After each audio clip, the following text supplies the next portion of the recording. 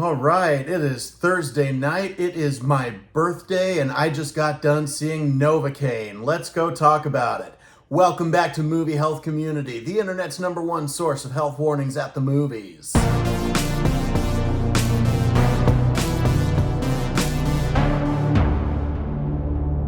So Novocaine is a new action movie starring Jack Quaid and Amber Midthunder, two very good up-and-coming stars who have been very impressive in other projects. Amber Midthunder, particularly in Prey. That movie is great and so underrated if you haven't checked it out. And it's just as R-rated as Novocaine. So let's talk about Novocaine and keep our focus on that. And as always, let's start with the main focus of why you come to a movie health community review. Is this movie safe for photosensitive audiences? The answer is unfortunately no. There are some very severe strobe hazards, all having to do with emergency lights on police cars and ambulances. They are shown without warning a lot of times, and toward the end of the movie, there are some direct close-ups of these lights that really strobe very harshly. The opening action sequence to this movie does involve quite a bit of machine gun fire with bright muzzle flashes, but that all takes place in bright daylight, so that does mitigate the risk a little bit, but it's still a strobe hazard that you want to be aware of. For flashing lights, we're going to give Novocaine a 7 out of 10. The only reason we're not going higher is because these strobe effects do not take up a lot of screen time. In terms of motion, there are a lot of fast edits to the action sequences. There's some high-speed chases, but if you've watched a lot of action movies, there's not going to be anything too surprising on that front. In terms of mental health, almost everything I have has to deal with very graphic injuries, including close-ups on surgical removals of bullets, which naturally also means that we have to include close-ups of bullet wounds. So you've got very bloody injuries throughout this movie. There are quite a few severe burns that are depicted in this movie on multiple people. And late in the movie, there is an extremely graphic compound fracture. If you don't know what that is, you may want to look up the definition before you look up pictures of examples. There is a part where somebody vomits in full view of the camera immediately after the first time they commit an act of violence. And there's a lot of body language warning that that's about to happen for at least a couple seconds. Finally, there are some very, very high-pitched and very loud beeping noises. And there is a scene where somebody talks very openly about their past history of cutting themselves.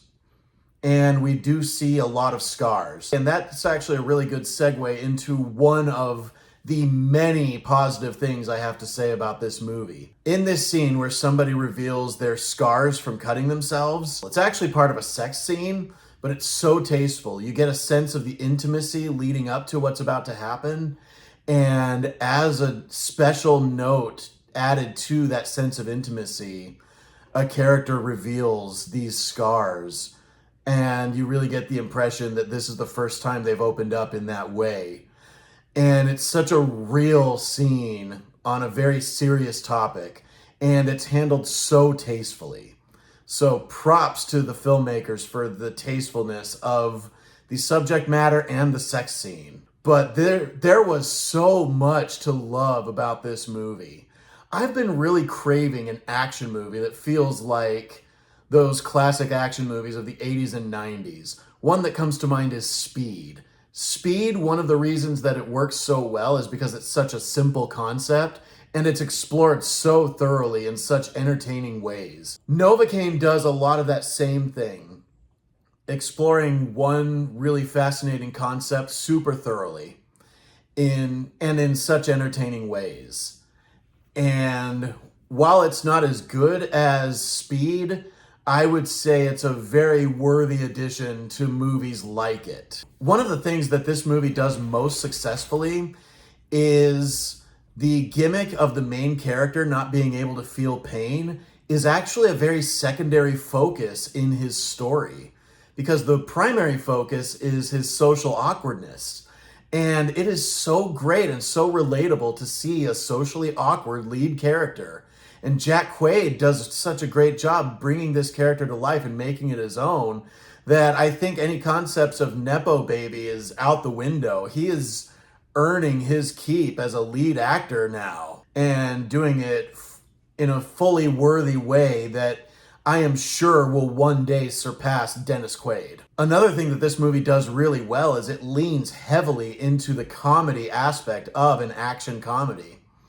And while it does have its serious moments, it is such a funny movie. There's one character that really just did not work for me, and that was the character played by the good Matt Walsh, the only Matt Walsh that absolutely deserves his fame. I think Yoda said it best. Never his mind on where he was.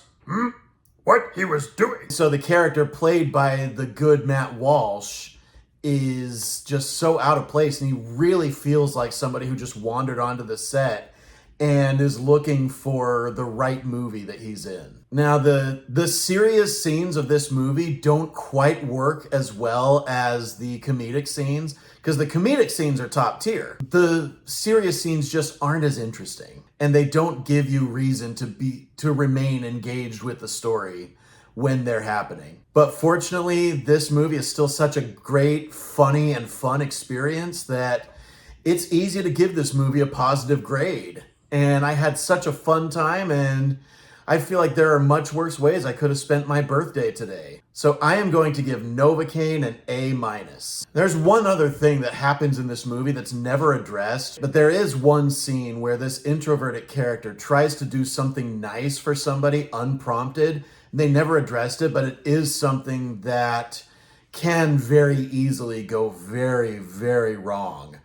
And that's something that introverted people like me have had to deal with working past. That idea that ways that we try to help out unprompted end up spiraling into such a disaster that it would have been better off if we hadn't offered our help in the first place. I hope that I can overcome that one day, and I hope that my fellow introverted and neurodivergent people can also overcome it. Thank you so much to our readers on Tumblr and Facebook, and as always, an extra special thanks to our patrons on our Patreon page, whose names are scrolling on the screen like credits right now. As a reminder, nothing produced by Movie Health Community is medical advice, nor has any of it been reviewed by any medical professionals. Be sure to leave a like on this video, hit that subscribe button, hit the bell icon if you want to be notified when we post new videos, and leave a comment if you have anything to add to this discourse about Novocaine, especially if you disagree with anything I've said. We love hearing from you. And as always, stay safe at the movies.